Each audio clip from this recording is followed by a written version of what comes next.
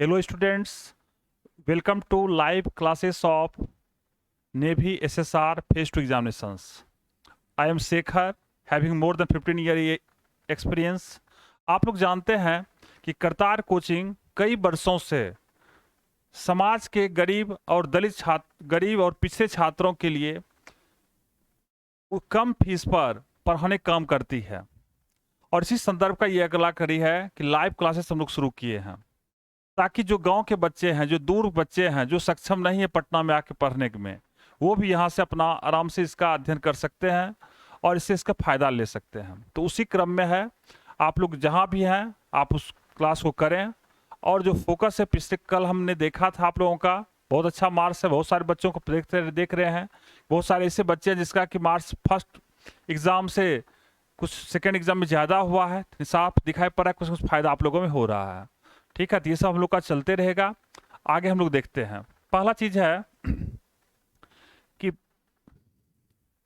एक क्वेश्चन हम लोग डिस्कस कर रहे थे, find the eccentricity of the parabola y square equal to -8x। तो देखो क्वेश्चन का जो तरीका आपका है कि इसेंट्रिसिटी पूछा जा रहा है आपसे कि पाराबोला का इसेंट्रिसिटी क्या होगा। तो ध्यान दें, कोई भी इक्वेशंस रहे, अगर पाराबोला का स्टैंडर्ड इक्वेशंस रहे, कोई भी क्वेश्चन अगर पाराबोला का होगा, ऐसा कोई इक्वेशंस जहां जो रिप्रेजेंट करेगा पाराबोला को, उसका सेंट्रिसिटी क्या होगा, 1 होगा। तो अर्थात इसका आंसर क्या होगा आपका, अगर आप देखें तो इसका आंसर आप अगर देखें तो इसका आंसर आपका 1 होगा। लेकिन इस संदर्भ में और एक चीज कहना चाहते हैं आपको एडिशन में कि देखिए, सर्किल के केस में पाराबोला का इक्वेशन कुछ भी होगा, इसेंट्रिसिटी आपका 1 होगा। अब इसको अब एक बार एडिशन में आपको ऐड करते हैं, फोकस और लोकस। हमने आपसे कहा था कि देखिए, जो भी आप पढ़ते हैं, जो एग्जाम में क्वेश्चन पूछा गया है, तो उससे रिलेटेड क्वेश्चन एग्जाम में पूछे जाते हैं। और एक करतार कोचिंग एक ऐसी संस्था है जहां पर अब तक पूछे गए प्रश्नों का यहां पर कलेक्शंस है। तो देखो इसेंट्रिसिटी आ गई, तब यहां पर रिमाइंड करना है कि सर्किल होगा तो ई का वैल्यू क्या होगा, 0। अगर आपका पाराबोला होगा तो ई का वैल्यू क्या होगा, 1।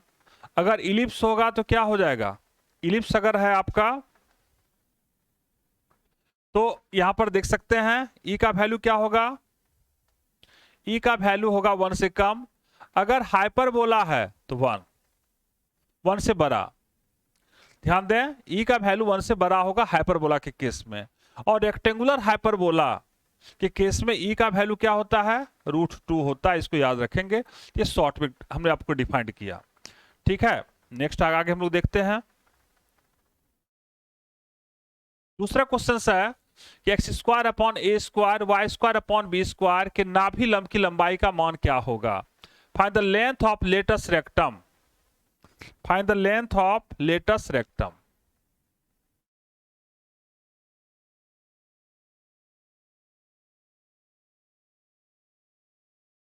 देखिए, मान लो नाभि लंब की लंबाई का मान क्या होगा। तो यहां पर एक से आप देखें कि x square upon a square y square upon b square equal to 1 है। तो यहां पर आप ये फोकस करें कि देखो ये स्टैंडर्ड इक्वेशंस है। तो यहां पर दो इक्वेशंस होंगे, पहला जब ए ग्रेटर होगा बी से, दूसरा जब बी ग्रेटर होगा ए से। तो अगर यहां पर आप फोकस करते हैं, अगर आप देखें तो देखिए, अगर ए ग्रेटर देन होगा बी से, ए ग्रेटर देन बी होगा, तो इसका नाभि लंब का लंबाई आपका होगा 2 बी स्क्वायर अपॉन ए। और अगर ए लेस देन बी होगा, ए लेस देन बी होगा, तो नाभि लंब की लंबाई क्या होगी, 2a स्क्वायर अपॉन बी। तो अगर आप फोकस यहां करते हैं तो आप देखें तो यहां कोई इंफॉर्मेशन मेरे पास नहीं दिया गया है। तो अगर ऐसा नहीं दिया गया तो हम लोग इसी क्वेश्चन को मान के चलते हैं कि a ग्रेटर देन b है। तो इस केस में अगर आप देखें तो आंसर क्या हो जाएगा, 2 नंबर। दूसरी चीज क्या होती है कि देखें, कोई भी क्वेश्चन होगा, नाभि लंब लेंथ ऑफ लेटस रेक्टम जो होता है वो डिपेंड किस पे करता है, वो आपका डिपेंड करेगा लेंथ ऑफ ए बी पर।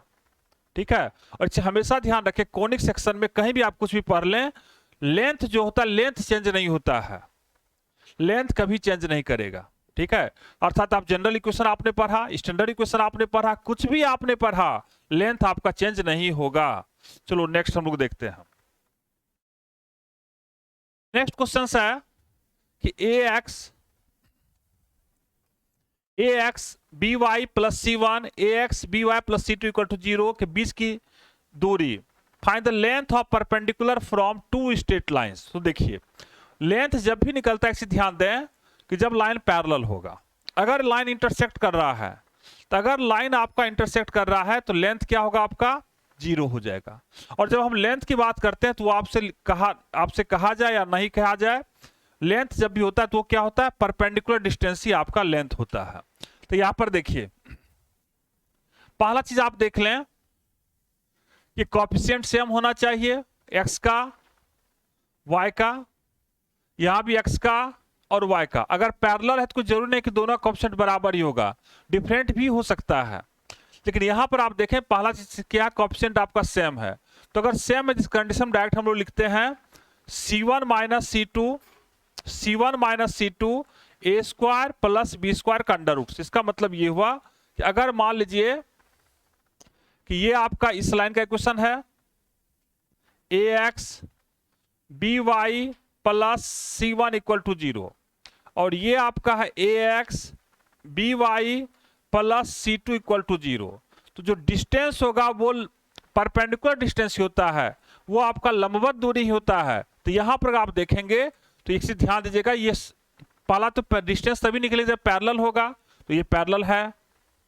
आप स्लोप देख सकते हैं minus a by b slope है, तो डी बराबर आपका क्या हो जाएगा c1 minus c two a square plus b square का अंडर रूट। इस प्रकार से आप देख सकते हैं डिस्टेंस आपको अगर नहीं भी लिखा हुआ एक परपेंडिकुलर है तो वो परपेंडिकुलर डिस्टेंस ही आपका है। चलो नेक्स्ट क्वेश्चन वो देखते हैं। चलो आगे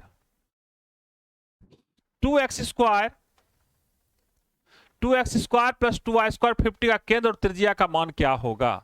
find the centre and radius of the circle.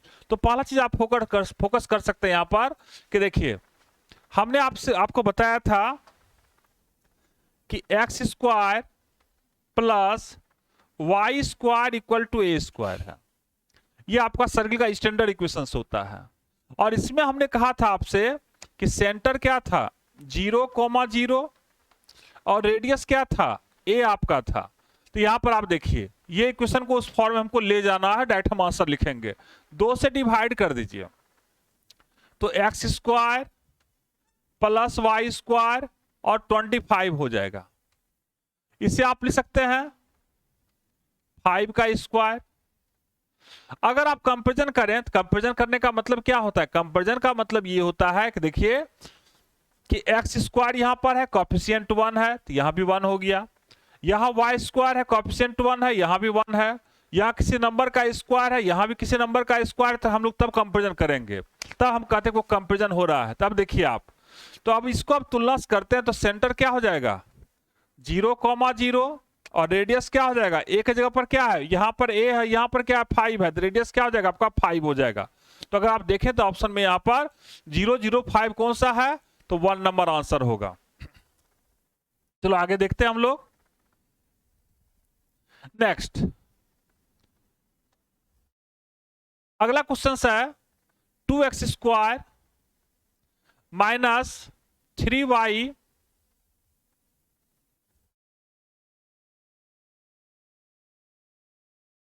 इसको थोड़ा देख लीजिएगा आप लोग, 2x square minus 3y square होगा, 2x square minus 3y square minus 6 equal to 0 किसको दर्शाता है। तो चलिए देखिए 2x square minus 3y square equal to आपका 6 है, 6 से डिवाइड कीजिए तो क्या हो जाएगा x square upon 3 y square upon 2 equal to 1। तो देखिए बच्चों ये जो आपका जो इक्वेशन आ गया किस फॉर्म में आ गया, ये इक्वेशन आपका हो गया हाइपरबोला का इक्वेशन होगा।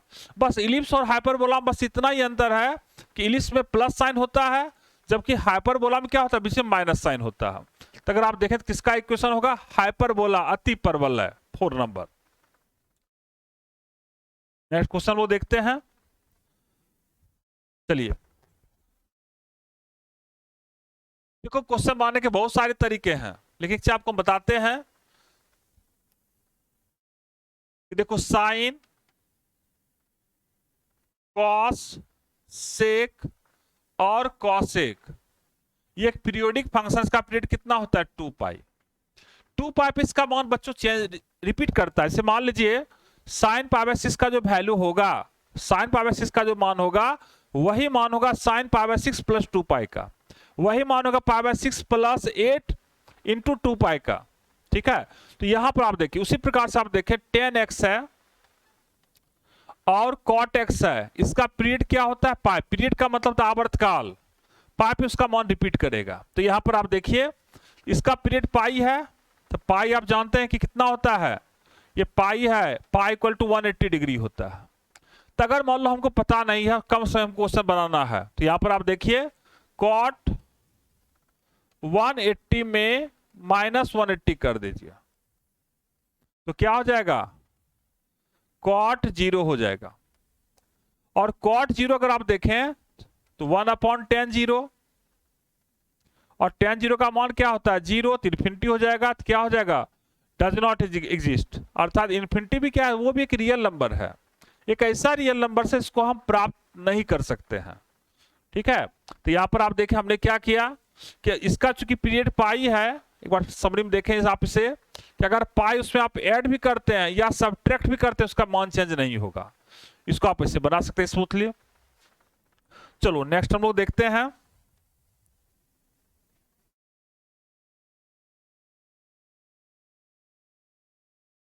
tan 15 डिग्री का वैल्यू क्या होगा। चलो बहुत अच्छा क्वेश्चन है।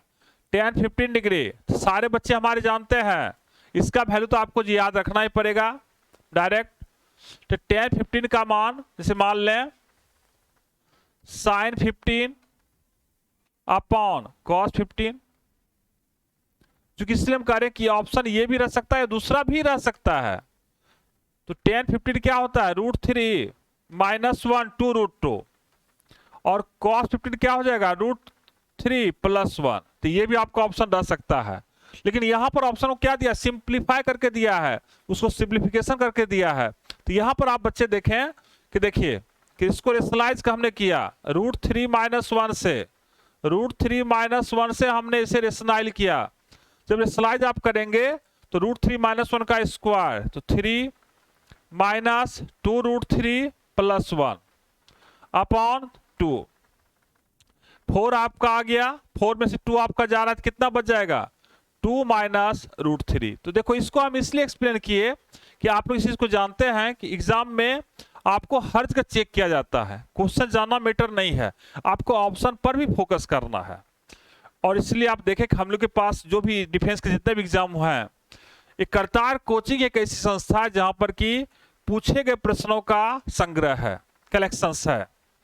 आपको ना तो किसी मार्केट में क्वेश्चन मिलता है, तो सारे क्वेश्चन का बारीकियों का जब हम लोग अध्ययन करते हैं तो निष्कर्ष ये निकलता है कि जो कोचिंग में जो मटेरियल्स आपको है वो अगर उसको आप देख लें, उसे आप पढ़ लें, तो आपका एग्जाम में क्वेश्चन बनने की संभावना ज्यादा होती है। अब देखें तो ऑप्शन ये भी आपका रह सकता है, एक बार ये भी दिया गया था, ये भी दिया गया, यहाँ पर ये है तो आपका 4 नंबर हो जाएगा। ठीक है, चलो आगे देखते हैं।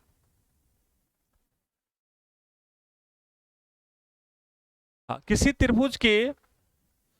त्रिभुज की भुजाएं 3, 5, 7 सेंटीमीटर हो तो त्रिभुज का सबसे बड़ा कोण क्या होगा। तो देखें आप इसे, तो पहला पॉइंट तो ये ध्यान दें, सिंपल आप सोचिए, ये साइड है, तो देखिए अगर ये साइड आपका है तो ये छोटा साइड है, तो अगर ये छोटा साइड है आपका तो ये एंगल भी छोटा है। अगर ये आपका बड़ा साइड है तो एंगल भी क्या है बड़ा है। तो सिंपल तरीका हम लोग यहां अप्लाई करते हैं। तरीका क्या आपका होगा कि जो लॉन्गेस्ट साइड होगा तो ग्रेटेस्ट एंगल होगा, जो स्मॉलेस्ट साइड होगा स्मॉलेस्ट एंगल होगा। तो यहां पर आप देखिए कि मान लें आपको दिया गया है A, B और C। चलो किसी को ले सकते हैं, मान लो हमने इसको माना 7, इसको हमने माना 5, इसको हमने माना 3। ये आपका स्मॉल a हो गया, small indicate for the side BC length. ये आपका हो गया स्मॉल b, ये आपका हो गया स्मॉल c।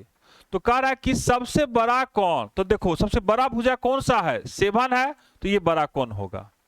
अगर आप देखें यहां पर तो cos a इक्वल टू क्या होता है बी स्क्वायर प्लस सी स्क्वायर माइनस ए स्क्वायर अपॉन 2bc, ये आपका होगा। तो अगर इसको आप फोकस करते हैं, आप देखें जहां पर बी है आप रखेंगे 5, जहां पर सी है वहां पर आप क्या रखेंगे 3 रखेंगे, और जहां पर ए है वहां पर क्या रखेंगे 7 रखेंगे अपॉन 2bc। तो इसको जब सिंप्लीफाई आप करते हैं तो ये वैल्यू आपको यहां पर अगर आप सिंप्लीफाई करेंगे तो आपको वैल्यू कितना आ जाएगा, -1/2 आ जाएगा। और -1/2 आपका छात्रों तभी आएंगे जबकि cos a का मान -1/2 तभी होगा जब a का वैल्यू क्या हो जाएगा 120 डिग्री, अर्थात 2 नंबर इसका आंसर होगा। तो एक बार फिर से को रिफ्रेश कर लें, हमारे सारे बच्चे से देख लें कि लॉन्गेस्ट साइड होगा तो उसका ग्रेटेस्ट एंगल होगा, स्मॉलेस्ट साइड होगा तो स्मॉलेस्ट एंगल होगा। अगर आपसे पूछा जाता कि बताइए स्मॉलेस्ट एंगल क्या होगा, तो कौन एंगल आप निकालते हैं, cos c निकालते हैं, cos c। ये आपका फार्मूला होता है, क्वेश्चन फार्मूला, सारे बच्चे जानते ही हैं, क्लास में लोग कई बार इसको डिस्कस भी किए हैं। चलो आगे देखते हैं।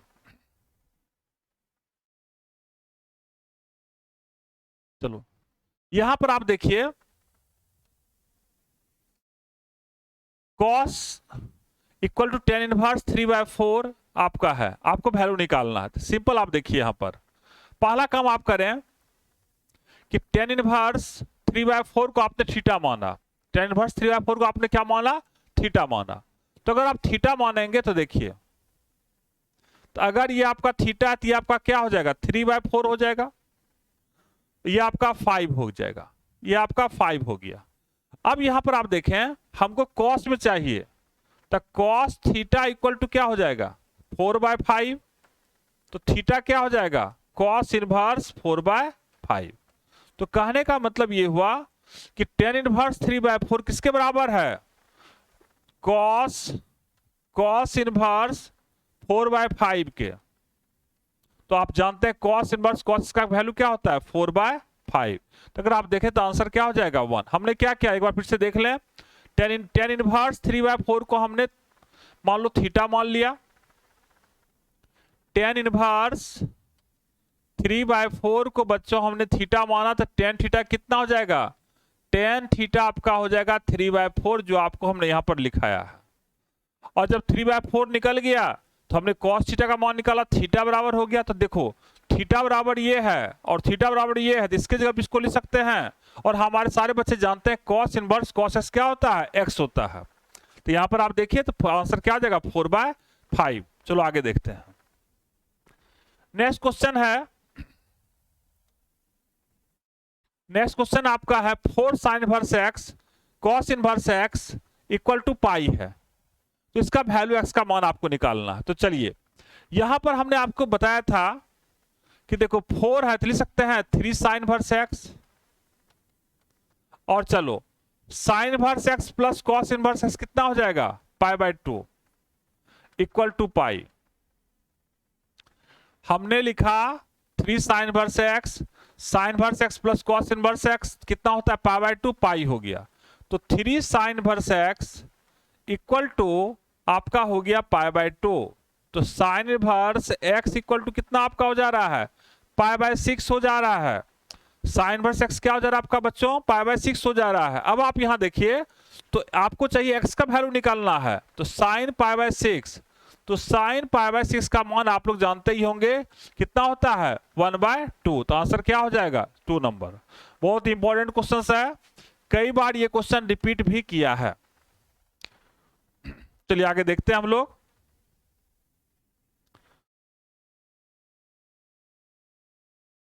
चलो बहुत अच्छा क्वेश्चन है, ये बहुत इंपॉर्टेंट है। देखिए एक रूल्स आप लोग पढ़े होंगे कि log x with base a equal to आपका n है, इसे लिख सकते हैं x equal to a to the power n।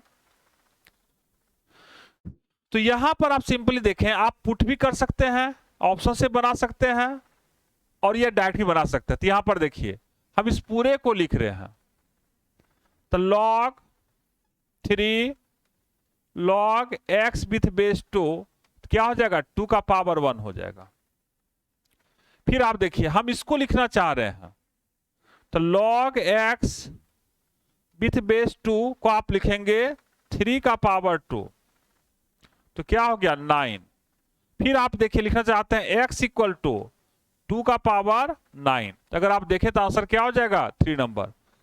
तो ऐसे प्रश्नों को थोड़ा सा आप लोग फोकस करेंगे। हम लोग तो कोशिश कर ही रहे हैं, पूरा संस्था प्रयास कर रही है कि अधिक से अधिक बच्चे परीक्षा पास करें, लेकिन ऐसे प्रश्न अगर आपको कहीं पर मिलते हैं लॉग के तो आप उसको फोकस करें और लगातार जो भी डिस्कशन क्लास चलता है उससे आप जुड़े रहें, ताकि इसको अधिक से अधिक बच्चों को हम लोग रिजल्ट में कन्वर्ट कर सकें। करतार कोचिंग ने जो संकल्प लिया है कि अधिक से अधिक बच्चों को सफल बनाएं, ताकि जो सफलता का एक बहुत बड़ा गार्डन बनने वाला है उसमें संख्या सफल बच्चों का सबसे ज्यादा हो। चलिए आगे देखते हैं।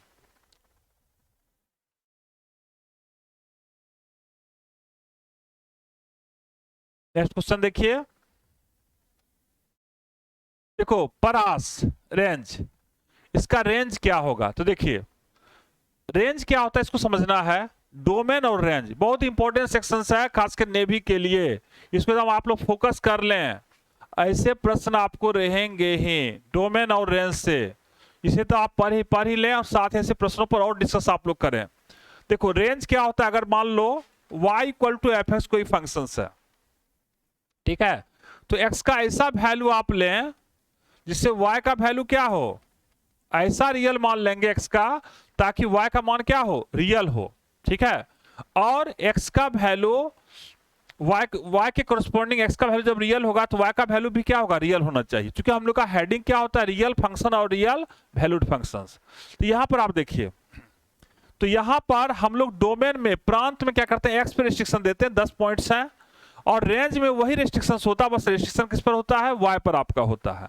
तो यहां पर आप देखिए इसे आप y मान लें, y equal to 4x minus x square. तो यहां देखिए x square minus 4x plus y equal to 0, x square minus 4x plus y equal to 0। तो ये तो आप जानते हैं इसका डोमेन तो रियल नंबर है, और इसका अगर आप डोमेन निकालने के लिए आप जानते हैं तो इसका डोमेन क्या होगा, इसका डोमेन आप निकाल सकते हैं, एक्सप्रेशन हमको रेंज निकालना है। तो यहां पर देखिए एक्स का वैल्यू तो रियल होगा, तो किसी भी रियल वैल्यू के लिए क्या होगा, -4 बी स्क्वायर माइनस 4a सी, ये आपका ग्रेटर देन और इक्वल टू 0 होना चाहिए। किसी क्वालिटी के क्वेश्चंस के रूट्स रियल कब होते हैं, जब डी जो होता है विवेचक जो होता है क्या होता है, ग्रेटर देन और इक्वल टू 0 होता है। तो यहां पर देखिए ये आपका हो गया। आप ऐसा कर सकते हैं, पॉजिटिव नंबर है 4 से डिवाइड कर दीजिए, तो यहां पर क्या होगा 4 minus y square greater equal to 0। अब यहां देखिए ये इनइक्वालिटी तभी होल्ड करेगा जब -2 से लेकर +2 के बीच में y का मान होगा।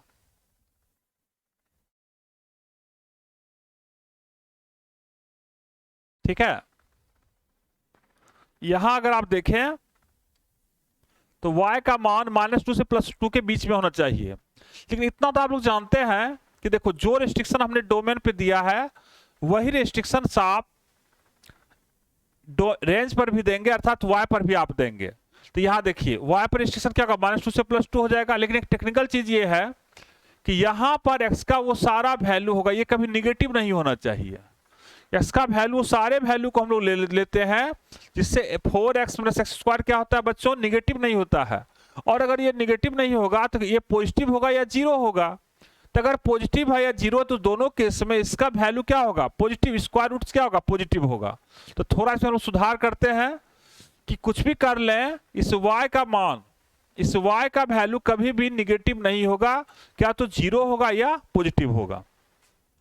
तो हमने निकाला है y का मान क्या, -2 से +2 के बीच में, तो निगेटिव नहीं होगा। हम लोग रेस्ट्रिक्शंस लेंगे 0 से लेकर 2 के बीच में, संशोधन किए इसमें। ये प्रैक्टिकल अप्रोच हुआ, ठीक है। सिंपली जो फॉर्मूला यूज करते हैं आप उसका यूज करें, और जो रेस्ट्रिक्शंस और रेस्ट्रिक्शन को उस पर आप लगा दें। तो यहां देखें 0 से लेकर 2 के बीच में, तो इसका रेंज क्या हो जाएगा, 2 नंबर हो जाएगा। चलिए यहां पर देखिए ax माइनस 1 अपॉन एक्स, तो डायरेक्ट ये फॉर्मूला आप जानते ही हैं, क्या होता है, log a। चलो आगे देखते हैं। यहां देखिए पहला चीज है कि जहां जहां एक्स आप जीरो रखिए तो किस फॉर्म में है, ये 0/0 फॉर्म में है। तो अगर कोई भी लिमिट 0/0 फॉर्म में रहे या इन्फिनिटी/इन्फिनिटी फॉर्म में रहे तो हम लोग अप्लाई करते हैं एल हॉपिटल रूल्स अप्लाई करते हैं। एल हॉपिटल रूल्स आप अप्लाई करते हैं। एल हॉपिटल रूल्स कहता है कि हम लोग अंश और हर को तभी तक बच्चों डिफरेंशिएट करेंगे जब तक कि वो 0/0 इन्फिनिटी फॉर्म में आते रहेगा। तो यहां पर देखिए लिमिट x टेंस टू 0, इसका डीसी क्या हो जाएगा, a e का पावर ax, b e का पावर bx और 1। जहां x आप 0 रखिए तो क्या हो जाएगा आंसर, a माइनस बी। चूंकि आपको पता किसी संख्या पे 0 वैल्यू होता है उसका मान कितना होता है, 1 होता है। तो a माइनस बी, तो अगर आप देखें तो आंसर 3 नंबर हो जाएगा। लेकिन परीक्षा के दृष्टिकोण से अगर आप देखें लिमिट में अगर आपसे क्वेश्चन पूछे जाएंगे तो क्या तो 0/0 फॉर्म रहेगा या इन्फिनिटी फॉर्म रहेगा या बच्चों 1 का पावर इन्फिनिटी रहेगा। वो भी बहुत इंपॉर्टेंट है, कई बार पूछ चुका है। 1 का पावर इन्फिनिटी से एक क्वेश्चन हम दे सकते हैं आपको कि मान लो limit x tends to infinity x upon x plus 3 का पावर 3x। ऐसे क्वेश्चन पे वर्कआउट आप जरूर कर लें ताकि क्वेश्चन लिमिट से छूटने की संभावना लगभग ना के बराबर रहे। चलो आगे देखते हैं हम लोग।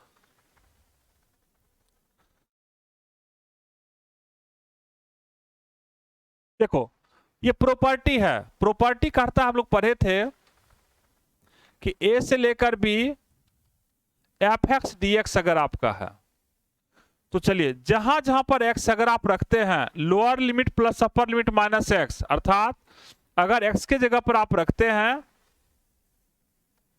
a plus b minus x तो इसका मान चेंज नहीं होगा। तो यहां देखिए 0 से लेकर a है तो आप x के जगह पर क्या रखेंगे, 0 प्लस a माइनस x।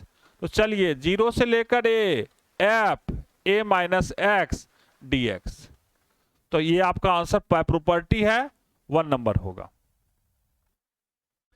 अगर आप बच्चों देखें तो इंडिफिनिट इंटीग्रेशन से जब भी क्वेश्चन पूछे जाते हैं तो वो जनरली आपको जब भी रहेगा तो सिंपल ही रहेगा।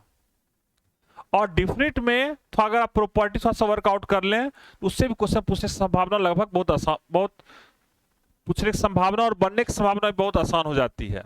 इसको आप देखें तो वर्कआउट देख कर लीजिएगा इससे आप लोग। चलिए दूसरा है इसको डिफरेंशिएट करना है। तो चलो के कांस्टेंट है, हमेशा ध्यान देना डिफरेंशिएशन में किसके रेस्पेक्ट में कांस्टेंट करना है, किसके रेस्पेक्ट में आप उसको डिफरेंशिएट करने जा रहे हैं, ये बहुत इंपॉर्टेंट चीज आपके लिए है। तो यहां पर देखें ये तो के कांस्टेंट है और आप लोग जानते हैं डी ऑफ डी एक्स का पावर n, तो क्या होता है एन एक्स n माइनस 1 होता है। तो चलिए d y by d x के 1/3 x का पावर 1/3 माइनस 1। तो अगर आप फोकस करें तो k तो बाहर ही रहेगा आपका 1/3, x का पावर क्या हो जाएगा -2/3। अगर आप फोकस करें तो k/3 x का पावर 2/3। तो अगर आप देखें तो किसमें ये आपका, या देख सकते हैं -2/3 फॉर्म में है तो ये आपका 2 हो जाएगा। डिफरेंशिएशन में सिर्फ हमेशा आपको फोकस करना है बच्चों कि जो डिफरेंशिएट आप करने जा रहे हैं किसके रिस्पेक्ट में कर रहे हैं। कुछ बच्चे से मान लीजिए आपको दिया गया डी ऑफ डी एक्स, हम बच्चों लोग को प्राय देखते हैं साइन अल्फा है, इसका डीसी क्या होता है, बच्चे लोग क्या कह देते हैं कॉस अल्फा, गलत है। अगर आपका वेरिएबल एक्स है, अल्फा कांस्टेंट है, डीसी क्या हो जाएगा 0। एक दूसरा चीज इंपॉर्टेंट है डिफरेंशिएशन में फोकस करना आपको हमेशा कि फंक्शन डिफरेंशिएबल आपका होगा उसी को डिफरेंशिएट कर सकते हैं। चलिए आगे हम लोग देखते हैं।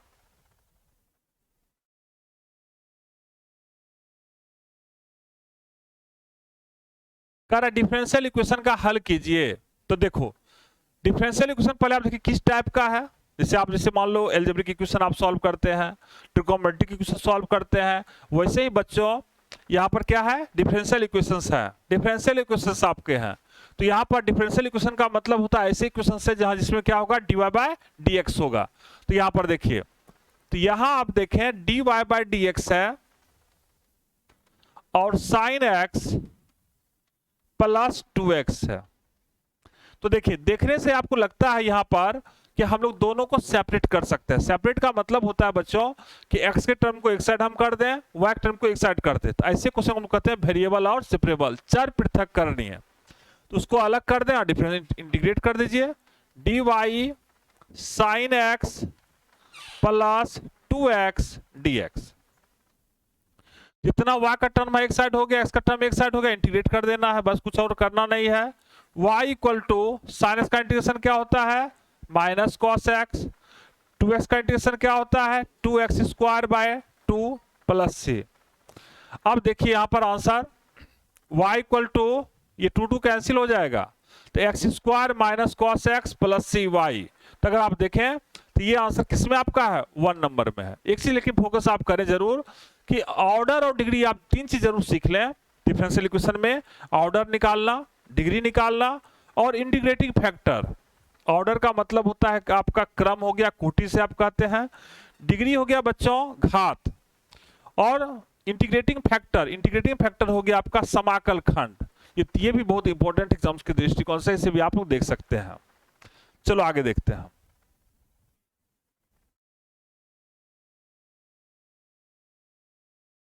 चलिए NP4 NQ3 P plus Q। तो देखिए ये कार्टेशियन प्रोडक्ट है, कार्टेशियन प्रोडक्ट ऑफ 2 सेट्स है। इसका मतलब ये हुआ कि एक सेट P है, उसमें एलिमेंट्स 4 हैं, ये सेट Q है बच्चों, इसमें एलिमेंट्स कितने हैं, 3 हैं। ठीक है, तो P प्लस Q में अभियोग संख्या कितनी होगी, कुछ नहीं करना है, NP प्लस Q में आप लिखेंगे NP into NQ, NP into NQ। NP plus Q का मतलब होता है बच्चों कि P प्लस Q में कितने एलिमेंट्स हैं। और यहां देखिए NP का मतलब होता है P में एलिमेंट्स की संख्या, और Q में, तो यहां अगर आप देखें तो 3 इंटू 4 कितना हो जाएगा, 12। परीक्षा दृष्टिकोण से देखें तो ये तो इंपॉर्टेंट है ही, इसको हम लोग इसलिए दिए ही है सेट में। दूसरा महत्वपूर्ण चीज आपके लिए ये है कि इसमें नेवी का एक फेवरेट क्वेश्चन है, मैपिंग चेक करना, 1 1 मेनी 1 ऑन 2 और इन 2। इसे थोड़ा सा आप लोग देख सकते हैं। चलो आगे देखते हैं।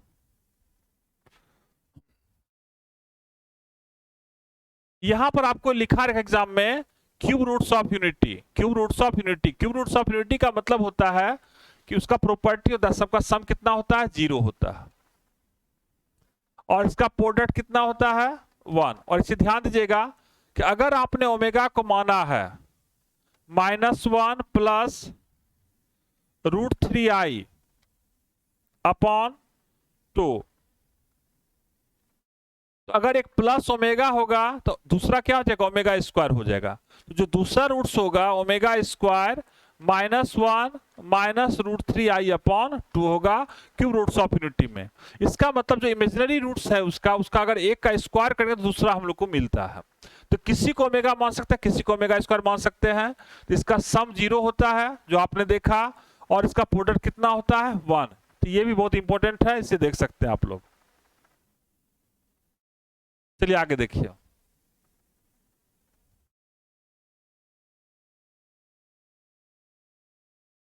यहां देखिए ये आपका सीरीज है,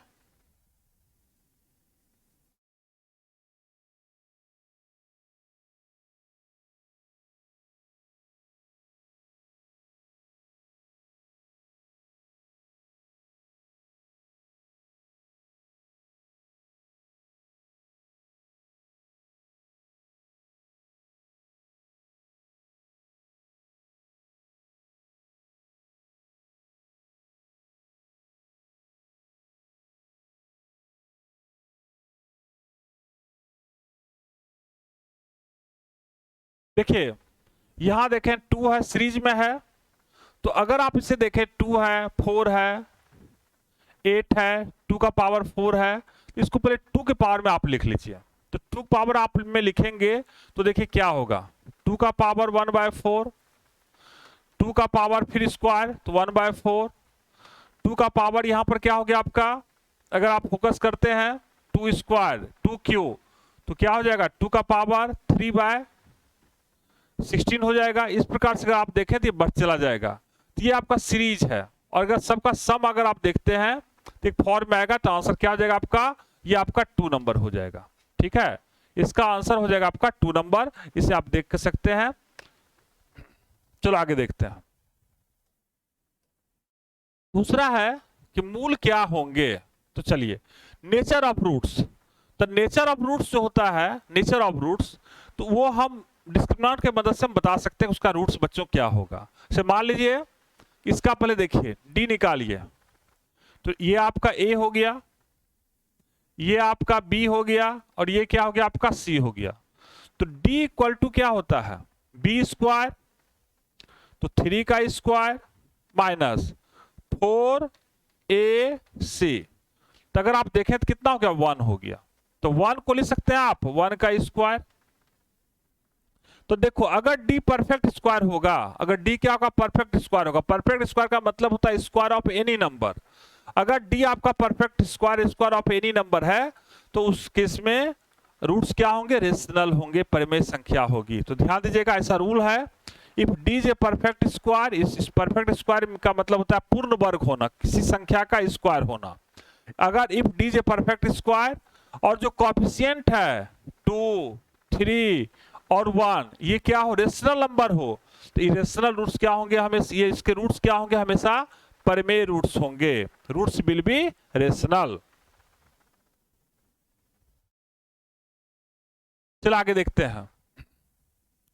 यहां पर कर आपसे x plus y power n में पदों की संख्या कितनी होगी। तो सीधे सिंपल देखना है कि अगर आपका इंडेक्स आपका n है तो उसमें एक आप ऐड कर देंगे, तो n प्लस 1 हो जाएगा।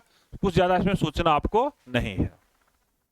हाँ, लेकिन इस चैप्टर में एक बहुत इंपॉर्टेंट चीज है, आपसे पूछा जा सकता है परीक्षा की दृष्टियों से। अगर आप देखें तो मिडिल टर्म पूछा जा सकता है, इंडिपेंडेंट टर्म पूछा जा सकता है, ऐसे भी कुछ कोएफिशिएंट से रिलेटेड एक आसान क्वेश्चन पूछ सकता है। परीक्षा के दृष्टिकोण से अगर आप देखें तो बायनोमियल का जो कुछ कॉमन चीज है वो एक बार आप लोग जरूर देख लें।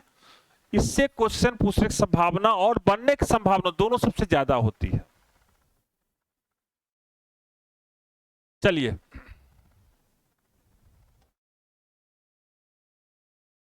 a डॉट बी 3 है, a डॉट बी का मैग्नीट्यूड कितना 3 है। चलो, और ए यहां देखो, इसका मैग्नीट्यूड से अगर नहीं भी देता तो कोई फर्क नहीं पड़ता। और ए क्रॉस बी भी क्या दिया गया है, मैग्नीट्यूड 4 दिया गया है। तो ए बी के बीच कितने कोण बनेंगे। तो देखिए आप यहां पर ए डॉट बी का मतलब होता है मैग्नीट्यूड्स ऑफ ए और कॉस थीटा।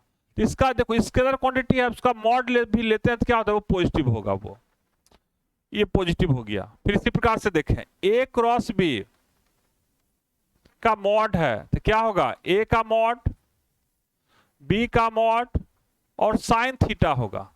और चूंकि मॉडुलस है इसलिए इस केस में यहां अगर आप देखें इसमें डायरेक्शन हम लोग नहीं लेंगे, डायरेक्शन इसमें हम लोग नहीं लेंगे। तो यहां पर देखिए, तो a डॉट बी आपको पता है, तो इसमें अगर आपको a डॉट बी कितना दिया गया, 3 दिया गया है, तो इसको 3 लिख सकते हैं आप।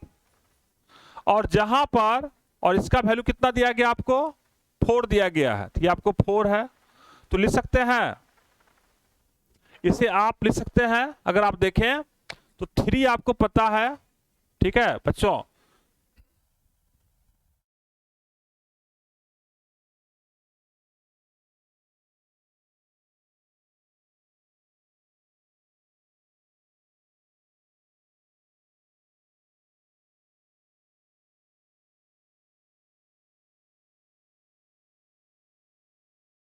तो देखिए यहां पर आपका 4 है, a डॉट बी की जगह पर आपने क्या रख दिया, 3 रख दिया।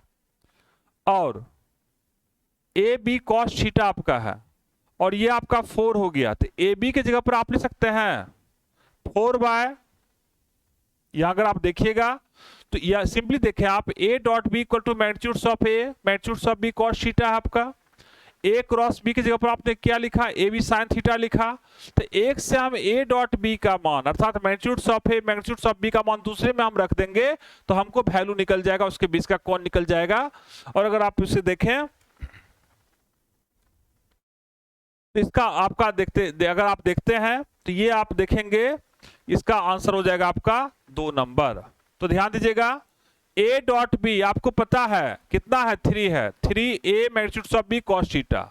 यहां पर a cross b equal to a b sine theta है, तो एक magnitude of a magnitude of b का मान इसमें आप रख दें, आपको रिजल्ट आ जाएगा, जो आंसर क्या होगा 2 नंबर होगा।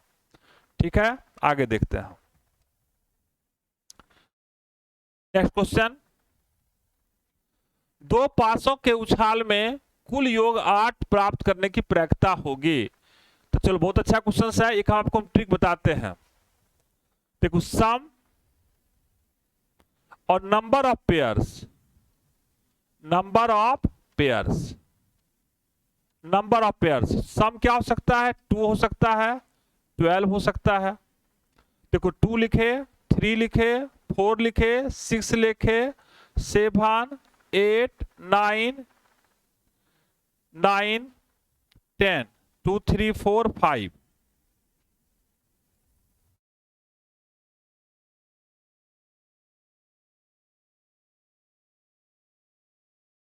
देखिए सम क्या समझ सकता है 2 सम आपका हो सकता है 2 3 4 5 6 7 8 9 10 11 12। अगर दो पासों को बच्चों आप फेंकते हैं तो सम क्या हो सकता है, दोनों बड़ा अंकों का योगफल 2 हो सकता है, 12 हो सकता है, 3 हो सकता है, 11 हो सकता है, इस टाइप से हो सकता है। अब अगर हमको ये पता चल जाए कि नंबर ऑफ ऑर्डर पेयर कितने होंगे, मान लीजिए देखिए इसका आपका 1 2 3 3 4 5 और 6। अब यहां देखिए तो सम आपका 2 है तो ऐसे कितने पेयर होंगे 1 पेयर होंगे। सम आपका 12 है कितने पेयर होंगे 1 पेयर होंगे। सम आपका 3 है कितने पेयर होंगे 2 होंगे। सम आपका 11 हो ऐसे कितने पेयर होंगे 2 होंगे। लेकिन हमको क्या पूछ रहा है सम कितना होना चाहिए 5 होना चाहिए। तो अगर सम आपका 5 है, सम आपका 8 होना चाहिए, 8 होने की प्रायिकता। तो चलो सम 8 आपका है, तो अगर सम आपका 8 है तो इसे कितने ऑर्डर पेयर बनेंगे 5। इससे ऑर्डर पेयर जो आपके बनेंगे वो आपको 5 ऐसे पेयर बनेंगे। तो हम लोग जानते हैं P बराबर क्या होता है, तो PE बराबर आपका हो जाएगा NE बटे NS, तो 5/36। बहुत इंपॉर्टेंट है, ठीक है, बहुत इंपॉर्टेंट चीज ये कॉन्सेप्ट आपको हम दे रहे हैं। आप ऐसे अगर आप अपने से मल्टीप्लाई करेंगे पासा के क्वेश्चन में, डाइस के प्रॉब्लम में, तो बहुत सारा आपका लॉन्ग चला जाएगा। लेकिन आप अगर इसको आप नोट कर ले, रिमाइंड कर ले और याद रखने का तरीका बहुत आसान है। देखिए आप सिंपल लिखें 2 3 4 5 6 7 8 9 10 11 12। सम कितना हो रहा है 14 हो रहा है। देख लीजिए सम 14 हो रहा है। इधर लिखिए 1 2 3 4 5 6। अगर आपसे पूछे कि अगर सम 11 होगा तो कितने पेयर बनेंगे, तो 2 पेयर बनेंगे। सम 4 होगा कितने पेयर बनेंगे 3 पेयर बनेंगे। तो ऐसे क्वेश्चन को आप बना सकते हैं और हम उम्मीद करते हैं कि अब सम से रिलेटेड अगर कोई भी क्वेश्चन पूछा जाएगा तो हमारे जो करतार के बच्चे हैं वो सारे बना के आएंगे कम समय में। चलो आगे देखते हैं।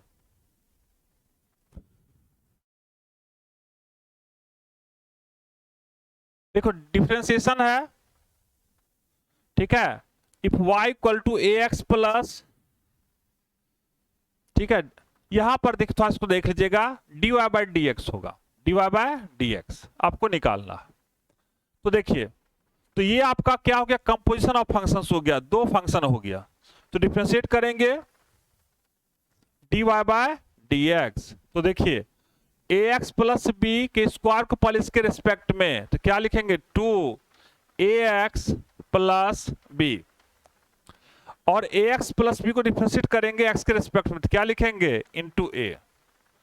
तो अगर आप देखें तो 2a, एक बार फिर से देख लीजिए ax प्लस b के स्क्वायर को डिफरेंशिएट आपने किया ax प्लस b के रिस्पेक्ट में, तो क्या होगा 2ax प्लस b, और ax प्लस b को हमने x के रिस्पेक्ट में डिफरेंशिएट किया तो a इंटू 1 प्लस 0। तो अर्थात आंसर आपका ये हो जाएगा, आंसर होगा बच्चों 2a ax प्लस b। हम उम्मीद करते हैं आप लोगों से, आप लोगों से उम्मीद किया जाता है कि जो भी डिस्कशन हम लोग आज किए हैं बहुत अच्छा आप लोग को लगा होगा। और जो भी हम लोग कोशिश कर रहे हैं, जो करतार कोचिंग कर रही है, ताकि जो कम से कम बच्चे हमारे, अधिक से अधिक बच्चों को फायदा हो कम से कम फी में, ठीक है। तो इस प्रकार से अगर आप देखें तो करतार कोचिंग कई वर्षों से इस प्रकार का प्रयास कर रही है। अगर आप फी के मामले में भी देखें तो जितनी भी पुरानी संस्था हैं सबों की तुलना में सबसे कम फी यहीं पर है। और अब तो लाइव क्लास के आने से और कुछ आप लोगों को फायदा होगा। और रिजल्ट के मामले में हम दावे के साथ कह सकते हैं कि संस्था ने जो रिजल्ट देने का काम किया है वो अभी वो उसका एंड पॉइंट नहीं है, बल्कि वो शुरुआत है। और वो संख्या आप लोग मेहनत करें ताकि वो संख्या लगातार बढ़ती जाए। फिर हम लोग अगले क्लास में सेट 4 में मिलेंगे।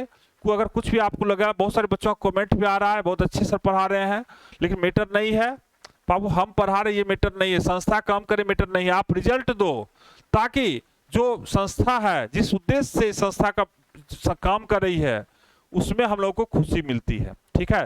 तो अगले हम लोग मिलते हैं अगले क्लास में, अर्थात जो डिस्कशन का जो फोर्थ डिस्कशन होगा आपका, उसमें हम लोग जहां भी होगा और कुछ क्वेश्चन को डिस्कस करेंगे।